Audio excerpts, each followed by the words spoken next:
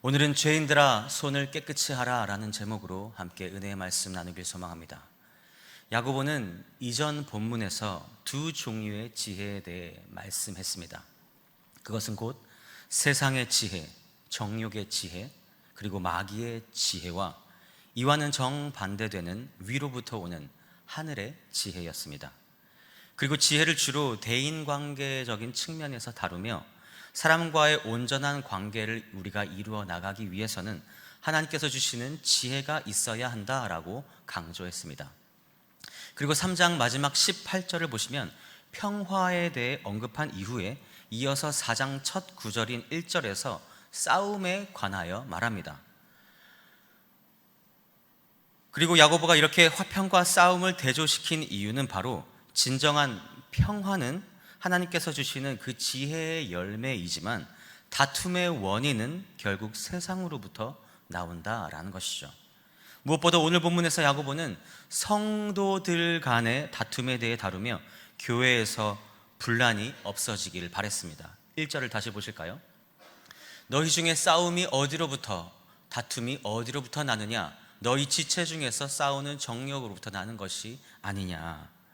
한글 성경에서는 너희 중에라고 번역이 되어 있지만 원어를 살펴보면 너희 구성원들 가운데에서라고 되어 있습니다. 그리고 이후에 너희 지체 중에서라고 다시 언급했기 때문에 야고보는 확실히 교회의 이 공동체 안에 있는 성도들 간의 분쟁과 싸움이 있음을 지적합니다. 그런데 우리가 여기서 오해하지 말아야 할 부분은 이 다툼이 그저 서로 미워하고 시기하고 질투하는 그런 개념이 아니라는 것이죠. 싸우는 정욕은 탐욕스러우며 남의 주목을 끌기를 원하는 자에게서 생겨나는 것인데, 이런 자들이 교회 안에서 싸움과 다툼과 또 분열을 일으키며 그것에서 즐거움과 쾌락을 느낀다라는 것이죠. 쉽게 말해 이슈를 만들어내며 사람들의 주목을 이끌고 자신이 드러나기를 원하는 것, 또는 자신의 의가 드러나기를 원해 분란을 일으킨다라는 것, 이것이 바로 싸우는 정욕입니다. 하지만 이런 모습은 하나님께서 당신의 백성들에게 원하시는 모습이 결코 아니지 않습니까? 그럼에도 불구하고 인간은 죄를 범한 이후 그 이래로 지금까지 자신의 정욕을 쫓아 끊임없이 살아왔습니다. 창세기를 살펴보면 아브라함의 조카 롯은 자신의 욕심으로 인해 결국 집안의 갈등을 일으키다가 떠나게 되었죠. 그리고 이스라엘의 가장 위대한 왕이라고 평가받던 다윗에게는 압살롬이라는 아들이 있었는데, 이 압살롬이 어떤 일을 벌였습니까? 자신의 정욕으로 인해 아버지를 배반하여 반역하고 쿠데타를 일으키게 되죠. 이로 인해 다윗 가문뿐만 아니라 나라와 온 민족이 감당할 수 없는 엄청난 비극을 맞이하게 됩니다.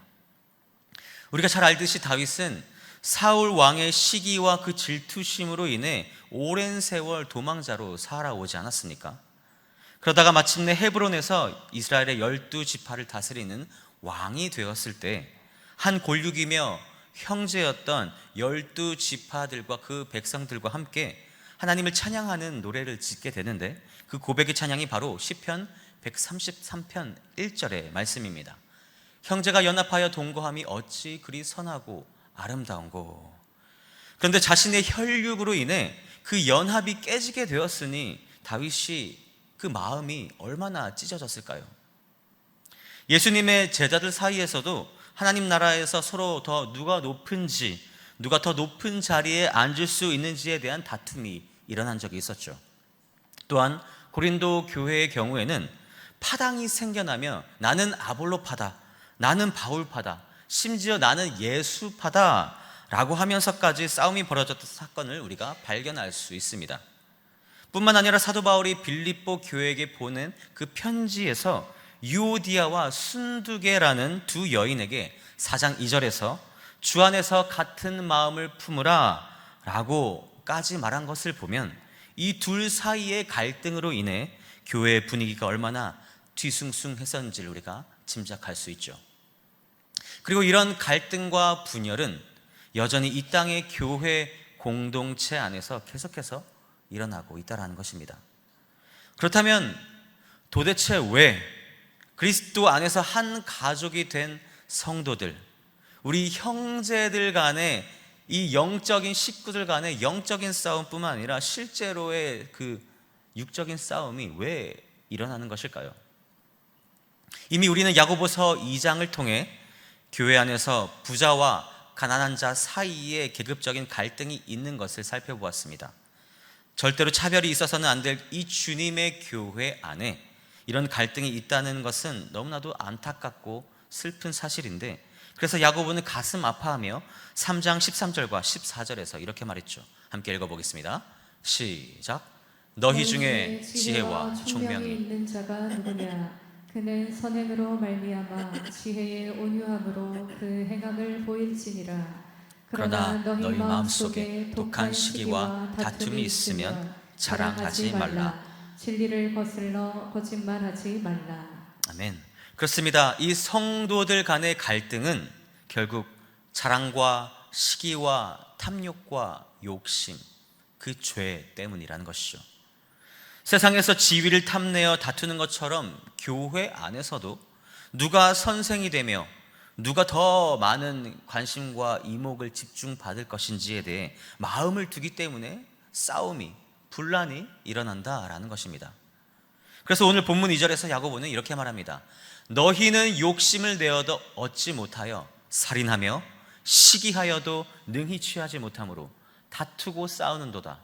너희가 얻지 못하면 구하지 아니하기 때문이요. 철학자 플라톤은 모든 전쟁과 혁명의 근원은 욕심이다 라고 말하기도 했는데요, 그만큼 인간의 이 욕심 때문에 증오가 생기게 되고 결국 갈등이 생기게 된다라는 것입니다. 이렇게 우리는 정욕과 자신의 본능을 충족시키려는 이 쾌락의 이기심 때문에 진정한 평화를 누리지 못하고 있습니다. 그리고 마음의 평화가 없는 사람은 다른 사람과의 평화도 누리지 못하죠. 그렇기 때문에 다른 사람과 사이좋게 지내지 못하고 다투기를 좋아하는 사람, 다투기를 잘하는 사람은 그 사람 안에 이기심이, 욕심이, 죄가 가득한 사람이라고 볼 수 있습니다.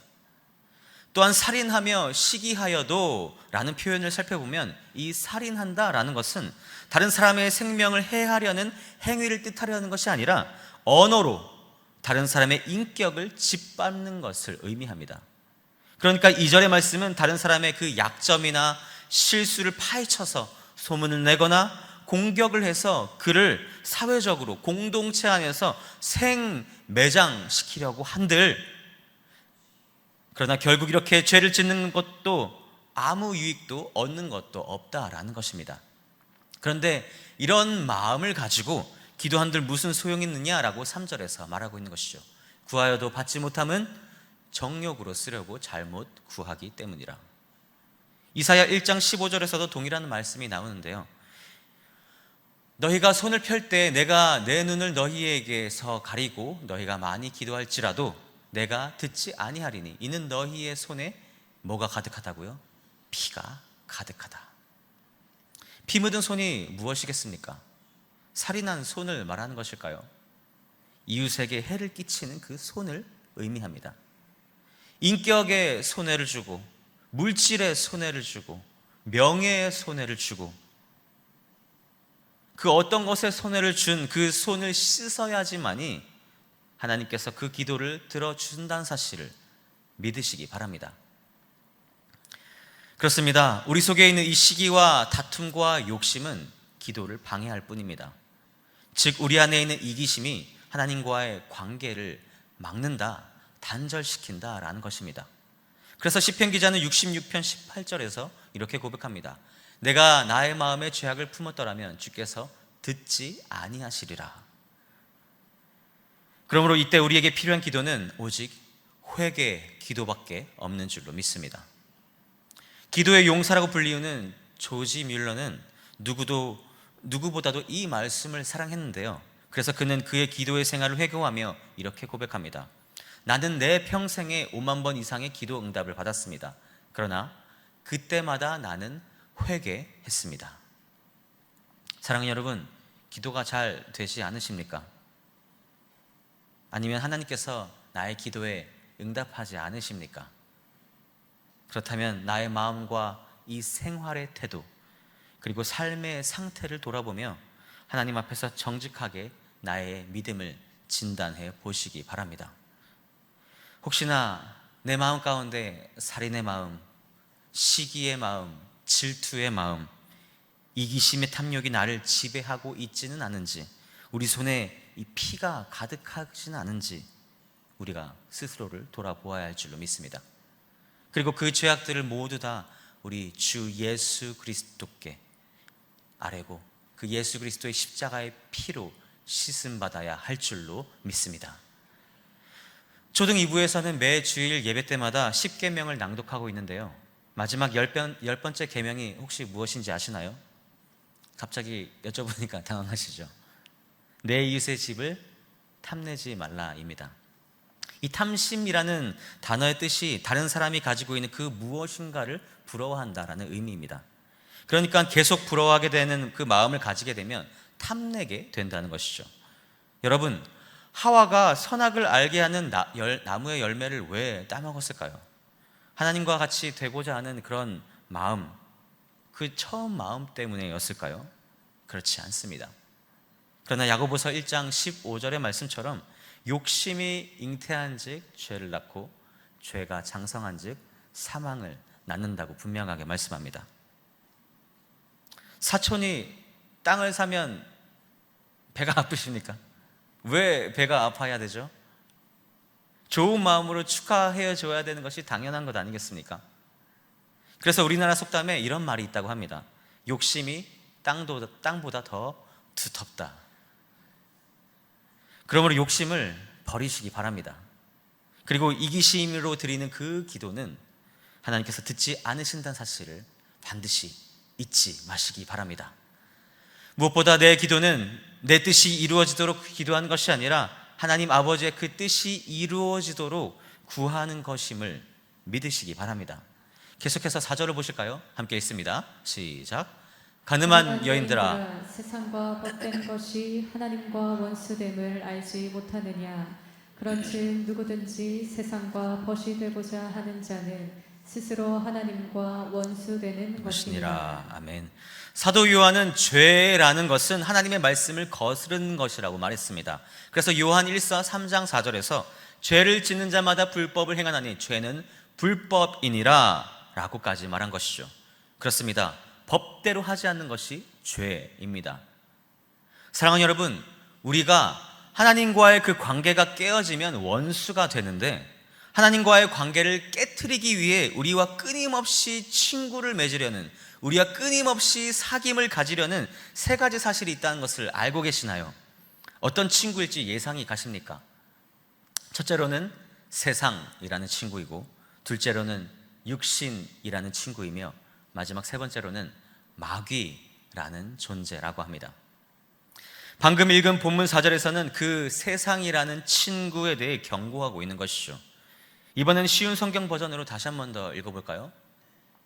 여러분은 세상을 사랑하는 것이 하나님을 미워하는 것이라는 사실을 모르십니까? 만일 세상과 친구하고 싶은 사람이 있다면 그는 스스로 하나님과 원수가 될 것입니다. 그렇습니다. 우리가 세상과 친구가 되면 하나님과는 원수가 된다는 사실을 기억하시기 바랍니다. 그래서 사도 바울은 고린도전서 11장 22절에서 이렇게 말합니다. 우리가 판단을 받는 것은 주께 징계를 받는 것이니 이는 우리로 세상과 함께 정죄함을 받지 않게 하려 하심이라. 아멘.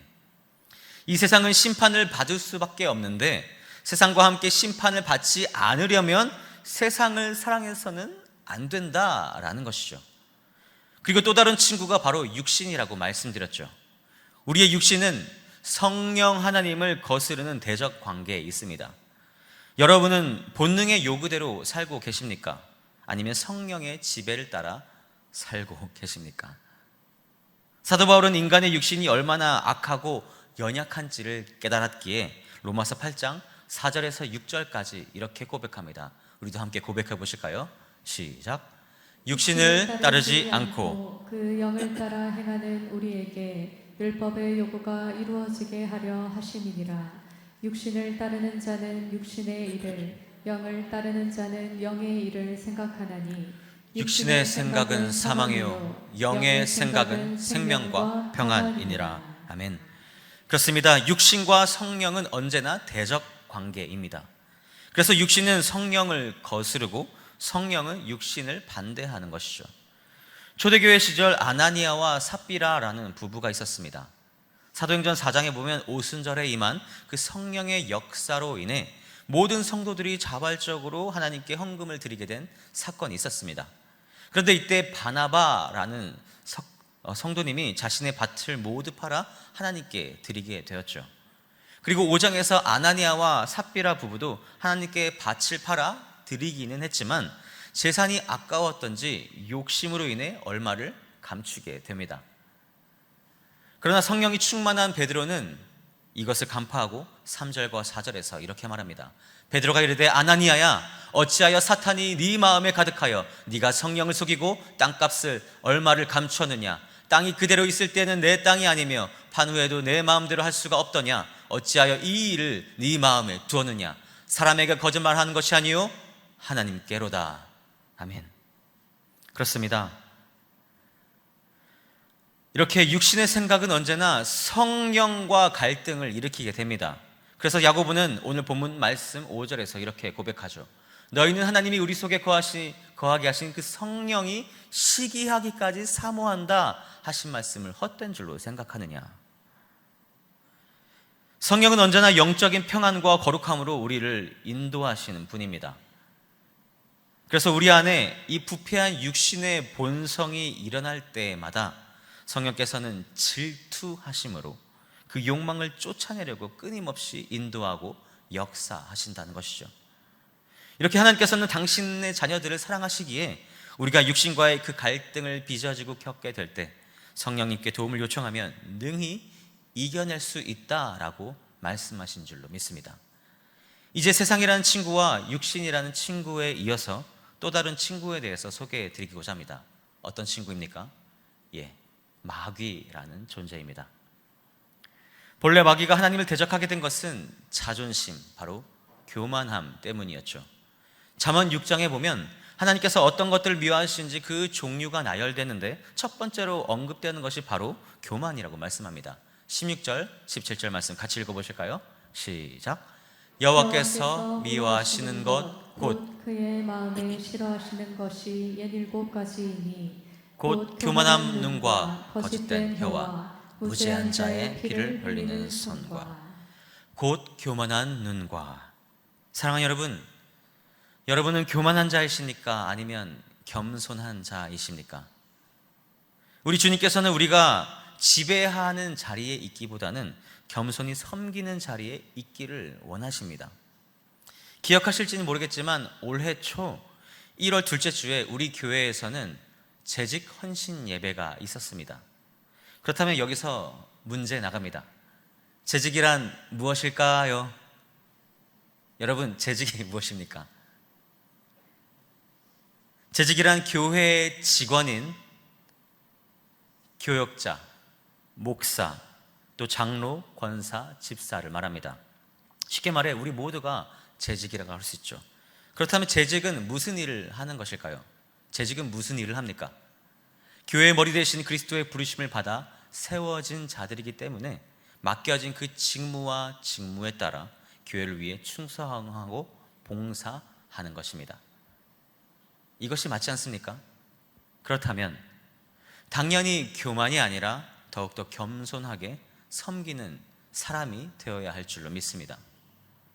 그래서 야고보는 오늘 본문 7절에서 재직들에게 다음과 같이 말씀합니다.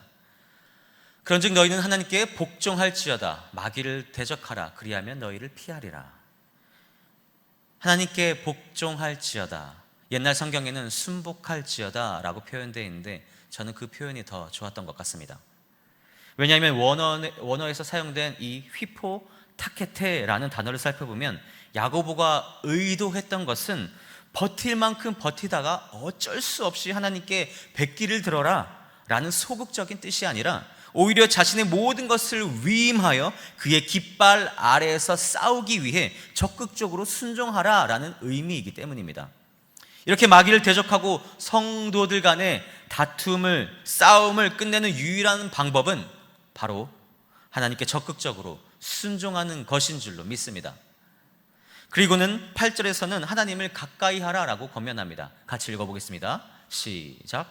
하나님을 가까이 하라. 그리하면 너희를 가까이 하시리라. 죄인들아 손을 깨끗이 하라. 마음을 품은 자들아 마음을 성결하게 하라. 하나님을 가까이 하는데 장애물이 있다는 것은 곧 죄입니다.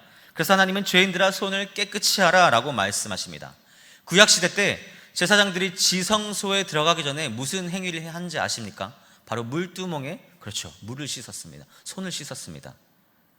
그런 것처럼 성도는, 재직은 우리의 모든 죄를 예수 그리스도의 보혈로 씻음 받고 하나님께로 나아가야 하나님과의 진정한 교제, 사귐을 누릴 수 있다는 것이죠.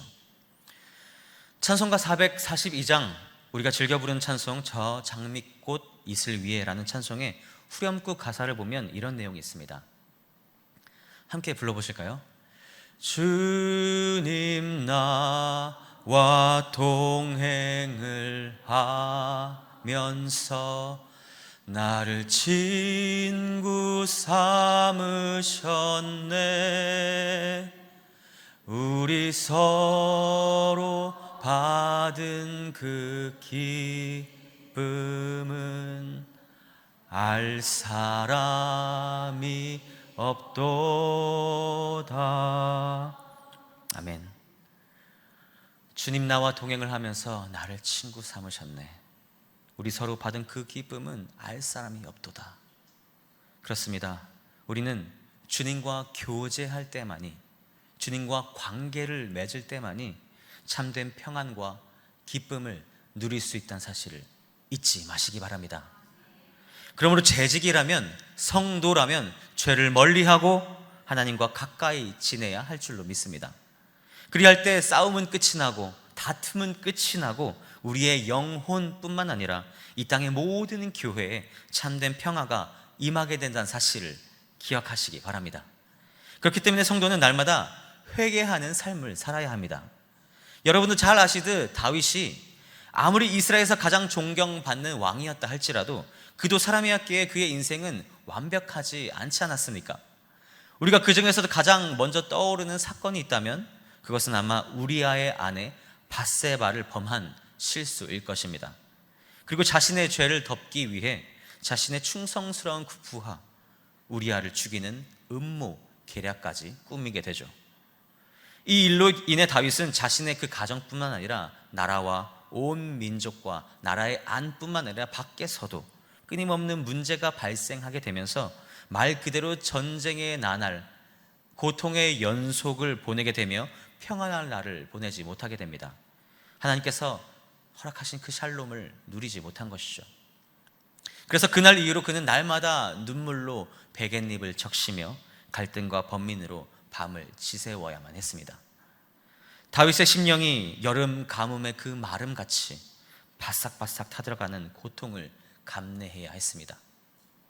그리고 마침내 하나님께서는 그의 회개를 받으셨고 비로소 모든 전쟁이 끝이 나고 평화, 즉 하나님의 진정한 평강인 샬롬을 누리게 된 줄로 믿습니다. 이렇게 성도는 날마다 자신의 신앙을 점검하며 회개하는 삶을 날마다 끊임없이 살아가야 할 줄로 믿습니다. 그래서 야고보는 마지막 9절과 10절에서 이렇게 마무리합니다. 함께 읽어보겠습니다. 슬퍼하며 애통하며 울지어다. 너희 웃음을 애통으로 너희 즐거움을 근심으로 바꿀지어다. 주 앞에서 낮추라. 그리하면 주께서 너희를 높이시리라. 아멘. 사랑하는 신일교회 성도 여러분, 그렇습니다. 우리가 예수님을 구주로 믿은 그 후에는 주님께로부터 신령한 본성을 받았습니다. 그래서 성경에서는 우리가 매일 새로운 피조물이 되었다라고 표현하고 있는 것이죠. 하지만 신령한 본성, 즉 성령을 우리가 받았다고 해서 우리의 옛 본성이 한순간에 사라지는 것은 아닙니다. 그래서 우리의 삶에는 때때로 마음의 갈등과 번뇌와 근심뿐만 아니라 이웃들과의 그 다툼, 시기, 다시 말해 지인들 간에, 성도들 간에, 친지들 간에, 그리고 가족들 간에 다툼과 시기와 질투, 싸움이 일어나는 것이죠. 그렇기 때문에 야고보서를 포함하여 모든 성경에서는 끊임없이 이 두 본성 간의 싸움을 언급하며 날마다 회개하며 죄를 멀리해야 한다고 말씀하는 것임을 믿으시기 바랍니다. 세상과 친구하는 것이 아니라 우리 하늘 아버지와 더욱더 가까이 함으로 성령과 동행하는 삶을 살 때 우리는 죄악을 이겨낼 수 있습니다. 그리고 그렇게 하루하루를 살다 보면 어느새 우리 안에 있던 옛 본성이 그 힘을 잃게 될 것이며 마침내 우리는 점점 성령의 사람이 되어 갈 줄로 믿습니다. 바라기는 남은 한 주간도 하나님을 더욱더 사랑하기에 힘쓰셔서 오늘 본문을 통해 약속한 그 겸손한 자에게 더욱더 큰 은혜를 주신다는 이 말씀, 이 약속, 이 진리를 삶 속에서 경험하는 저와 여러분이 되시기를 우리 주 예수 그리스도의 이름으로 간절히 축원합니다. 함께 말씀을 기억하며 기도하겠습니다.